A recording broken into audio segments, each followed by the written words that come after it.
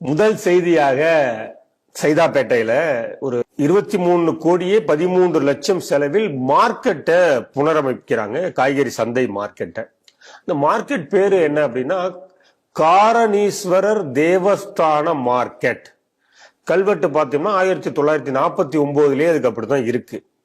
இப்போ இவ்வளவு கோடி செலவில் அந்த மார்க்கெட்டை புனரமைக்கும் போது அதுக்கான அடிக்கல் நாட்டு விழாலாம் நடந்திருக்கு. இப்போ அதுக்கு என்ன பெயர் மாற்றம் பெற்றிருக்கிறது அப்படின்னா அப்துல் ரசாக் மார்க்கெட் சந்தை அப்படின்னு பெயர் மாற்றம் செய்யப்பட்டிருக்கிறது. இந்த செய்தி எப்படி பாக்குறீங்க? நீங்க சொன்ன செய்தியே திருப்பி சொன்னாலே போதும், விளக்கத்துக்கு மேல தேவையில்லை. காரணீஸ்வரர் தேவஸ்தான மார்க்கெட் என்று சொன்னாலேயே காரணீஸ்வரர் தேவஸ்தானத்துக்கு சொந்தமான இடம் என்பது பெயர் சொல்லும் போதே புரிஞ்சிருச்சு. இப்ப விலை கொடுத்து வாங்கியிருக்காங்களா? இல்ல. அதே மார்க்கெட் அரசாங்கம் அந்த இடத்தினுடைய கட்டடத்தை இடித்து புதுசா கட்ட போறாங்க. அதுக்கான பேர் அப்துல் ரசாக் பேர் மாத்துறாங்க. அந்த இடம் கோயிலுக்கு சொந்தமானது என்று அப்ப நான் இந்த செய்தியை பார்த்த உடனே அந்த சைதாப்பேட்டில் நண்பருக்கு போன் பண்ணி கேட்டேன். கோயிலுக்கு சொந்தமான இடம் அது. ஒவ்வொரு ஆண்டும் டெண்டர் விட்டு அங்க இந்த மாதிரி கடைகள் வைப்பார்கள் என்றெல்லாம் சொன்னார். டெண்டர் விட்டு அதுல ஒரு மெயின் டெண்டர், அதுக்குள்ள உள்ள சப் டெண்டர்ல விட்டு எல்லாம் பண்ணுவாங்களே, அதெல்லாம் நடக்கும். கோயிலுக்கு சொந்தமானதுதான். அப்ப அரசாங்கம் எந்த அளவுக்கு ஒரு பெயரை அழிப்பதன் மூலமாக ஒரு அடையாளத்தை அழிக்க முயற்சி செய்கிறது, நம்ம கவனிக்க முக்கியமானது. இதுல என்ன இன்னொரு விஷயம்னா, இப்ப இந்த மாதிரி நீங்க ஒண்ணு மாத்துறீங்க வச்சுக்கோங்களேன். இப்ப சென்னையில ஒரு இடத்துடைய பெயரை மாத்துறீங்க, ஒரு இடத்துடைய பகுதியுடைய பெயர் மாத்துறீங்க அப்படின்னா என்ன பண்ணணும்? அதுக்கு என்ன ப்ரொசீஜர்? என்ன? நகராட்சியில போயிட்டு தீர்மானம் போட்டு ஓட்டெடுப்பு நடத்தி விவாதம் நடத்தி ஏமாத்திரையா எல்லாம் பேசுவாங்க இல்லையா? அதன் பிறகுதான் நீங்க இதே பண்ண முடியும். அப்ப எந்த விதமான தீர்மானமும் போடாமல் இதே போல செய்திருக்கார்கள் என்று சொன்னால் இவங்கள ஜனநாயகத்துக்கு விரோதிகளா இல்லையா? முதல் கேள்வி. ரெண்டாவது பாருங்க, இவங்களை என்ன செய்யறாங்கன்னா, நான் முதல்ல சொன்னபடி ஒரு அடையாள அழிப்பை ஏற்படுத்துகிறார்கள். ஏன்னா பெயர் மாத்துறதுங்கிறது ஒருத்தனுடைய அடையாளத்தையே மாற்றக்கூடியது. இப்போ ஒரு தாத்தா இருக்கார், தம் பேருக்கு ராஜான்னு பேர் வைக்கிறார். என்ன எதுக்கா பேர் வைக்கிறார்? ராஜா, நான் பேர் நல்ல பெரிய ராஜா வரப்போறான். அப்ப ராஜா சொல்லுவோம், ஒரு பெருமிதம் அவனுக்கும்.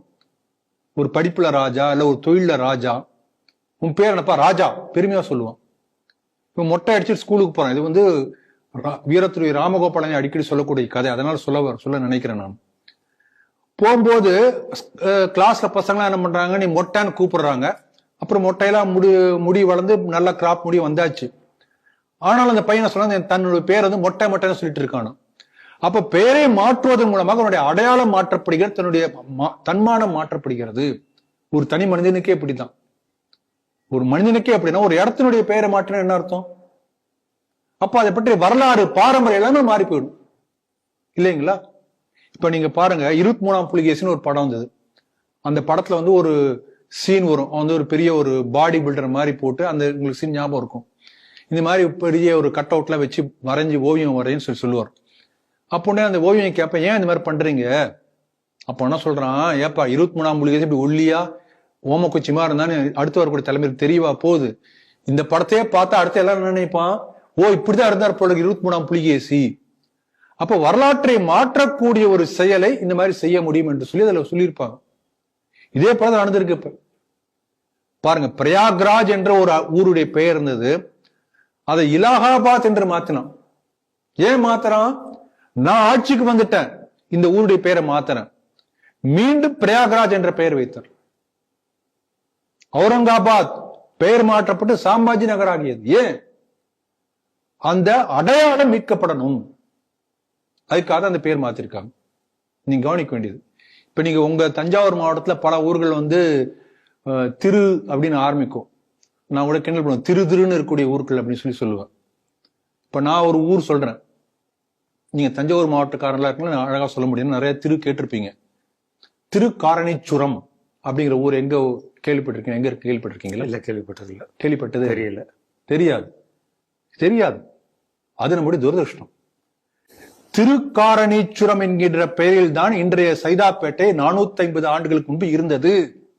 யாருக்கா தெரியுமா? திருக்காரணீச்சுரம் என்கின்ற பெயரே காரணீஸ்வரர் கோயிலை மையமாக வைத்து அமையப்பெற்ற ஊர் என்றால் திருக்காரணேஸ்வரம், இதான் பேர். அப்ப நீங்க அடுத்த கேள்வி கேட்கணுமே, யார் அந்த சைதாப்பேட்டை பேர் யார் வச்சது கேட்கணுமே. நீங்க யார் வச்சது? ஆற்காடு நவாப் வைத்தது பேட்டை. ஆற்காடு நவாப் வச்ச பேர் ஞாபகத்துல இருக்கு. அதுக்கு முன்பு வைத்த பெயர், அதுக்கு முன்பு காலங்காலமா இருந்த பேர் யாருக்குமே தெரியாது.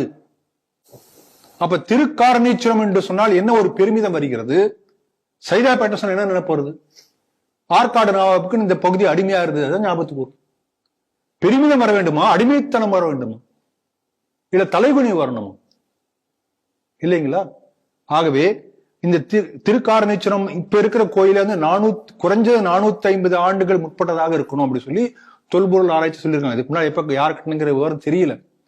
அந்த கோயிலை பற்றி தல வரலாறு பார்க்கும்போது என்ன சொல்றாங்கன்னா, இந்திரன் காமதேனு பசுவை மீட்பதற்காக வந்து தவம் செய்து சிவனை பூஜித்து காமதேனு பசுவை மீட்டது வசிஷ்டரிடமிருந்து என்று தல வரலாறு.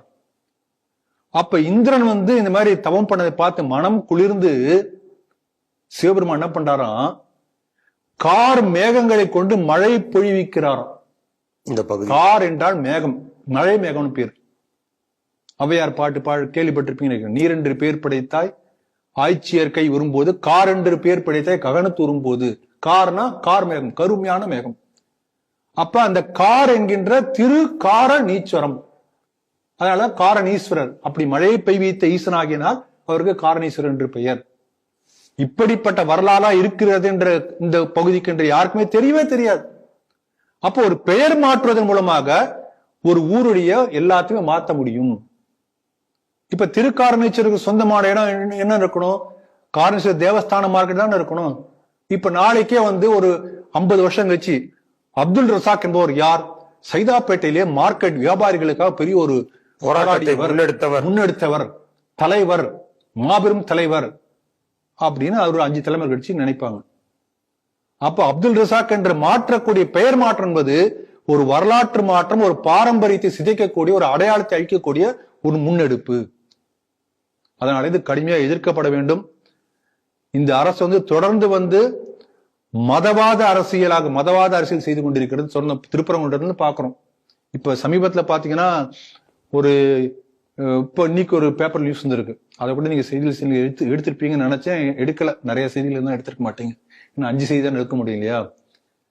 நீங்க இந்த மாதிரி வந்து புதுசா ஒரு குடியிருப்பு பகுதிகளில் நீங்க வந்து ஒரு ஜப வீடோ இல்ல மசூதியோ கட்டுறதா இருந்தா கலெக்டர்கிட்ட அனுமதி பெறணும். முன் அனுமதி வாங்கி அதெல்லாம் வந்து அப்படி பண்ணாட்டி சட்டவிரோதம். இந்த திமுக ஆட்சியில பல சட்டவிரோத மசூதிகள், சர்ச்சுகள் நம்ம பல முறை செய்தி சிந்தனைகளை பேசியிருக்கோம். இனிமேல் அந்த மாதிரி என்ஓசியில வாங்க வேண்டாம். இங்க பக்கத்துல வந்து ஒரு கடை மாதிரி ஒரு கடைக்கு வாடகைக்கு வாங்கி அங்க எல்லொலியான்னு கோஷம் போடலாம், யார் கேட்க முடியாது. இது சட்டப்படி செல்லும் அப்படின்னு சட்டப்படி அதுக்கு அங்கீகாரம் கொடுத்திருக்கிறது அரசு. என்ஓசி தேவையில்லை. அப்ப மத ரீதியாக இந்த அரசு செயல்பட்டு கொண்டிருக்கிறது. ஏதோ பயம் வந்திருக்குன்னு நினைக்கிறேன். அதாவது எல்லா கிறிஸ்துவெல்லாம் அந்த பக்கம் போயிடுவான், அதனால எல்லா முஸ்லீம்களும் பிடிச்சி ஒட்டு மொத்தமா அந்த ஓட்டு முழுக்க பிடிச்சி இந்த பக்கம் இழுக்கணும் அப்படி நினைச்சு பண்றாங்களோன்னு தெரியாது. எப்படி இருந்தாலும் இது வன்மையாக எதிர்க்கப்பட வேண்டிய ஒரு செயல். சைதாப்பேட்டை பல பல பெரிய ஆன்மீக அன்பர்கள் இருக்காங்க, பெரியவர்கள் இருக்காங்க, எல்லாம் சேர்ந்து போராடி இதை வன்மையாக கண்டிக்கணும். பெயர் மாற்றத்தை அனுமதிக்க கூடாது. நம்ம நண்பர் கூட சிடிக்கு வருவார், கராத்தே வெங்கடேசன் போன்ற பெரியவங்கள, வக்கீல், ஹைகோர்ட் லாயர், அவங்கள லீகலி இதுக்கு என்ன பண்ணணும் அதுக்கான முயற்சி எடுக்கணும். பெரிய போராட்டத்தை முன்னெடுத்து இதை தடுக்க வேண்டியது நம்முடைய ஒவ்வொருத்தருடைய கடமை. ஏனென்றால் பெயர் மாற்றம் என்பது பெயர் மாற்றத்தோடு இருப்பதில்லை, ஒரு அடையாள மாற்றமாக அது மாறிவிடும். அதனால இந்த செய்தியை நீங்க வந்து பிளாஷ் பண்ண சிடிவிக்கு வாழ்த்துக்கள்.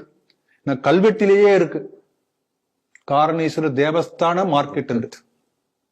அப்ப தேவஸ்தானுக்கு சொந்தமான இடங்கள் எல்லாருக்கும் தெரியுது. அதனால இதை அனுமதிக்க கூடாது. ஹிந்து முன்னணி மற்ற ஹிந்து அமைப்புகள் எல்லா ஹிந்துக்களும் சேர்ந்து போராடி இந்த பெயர் மாற்றத்தை தடுக்க முயற்சி செய்ய வேண்டும் என்று கேட்டுக்கொள்கிறேன்.